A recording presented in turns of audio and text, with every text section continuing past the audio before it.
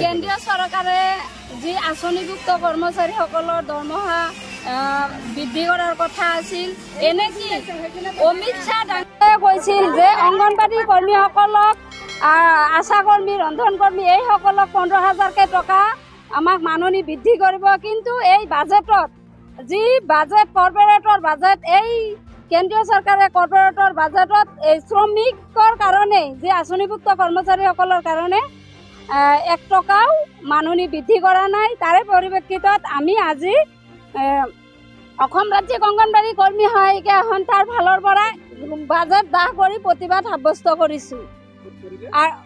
আমি কলগাছিয়া ৰূপসী প্ৰকল্পৰ অংগনবাড়ী কৰ্মীসকলে কৰিছোঁ।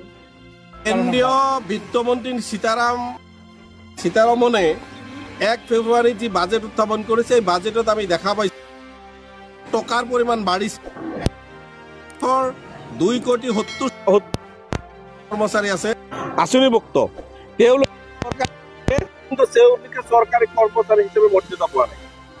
পূৰ্ব বাজেট আলোচনাত তেওঁলোকৰ 15,000 টকা মাননি বৃদ্ধি কৰিব বুলি অমিত শ্বাহ ডাঙৰীয়াই ঘোষণা কৰিছিল, কিন্তু বাজেটত তাৰ প্ৰতিফলন নহ'ল। লগে লগে শ্ৰম বিৰোধী এই বাজেট, কৃষক বিৰোধী এই বাজেট। সেইকাৰণে নিখিল ভাৰত কৃষক সভা, CITU আৰু অন্যান্য শ্ৰমিক সংগঠনে আজি 5 ফেব্ৰুৱাৰী গোটেই ভাৰতবৰ্ষত বিভিন্ন ঠাইত এজিটেশ্যন কৰি পেলাই, বিক্ষোভ কৰি পেলাই কেন্দ্ৰীয় বাজেটৰ প্ৰতিলিপি দাহ কৰিছে আৰু ঘোষণা কৰা হৈছে বাজেট সংশোধনী। এইসকলৰ আপোনাৰ মাননি বৃদ্ধি কৰা নহয়, শ্ৰমিকসকলৰ পক্ষে যদি বাজেট গ্ৰহণ কৰা নহয়, তেনেহ'লে মে' মাহৰ প্ৰথম সপ্তাহত গোটেই ভাৰতবৰ্ষত বন্ধ ঘোষণা কৰা হ'ব, এই হুমকি দিয়া হৈছে।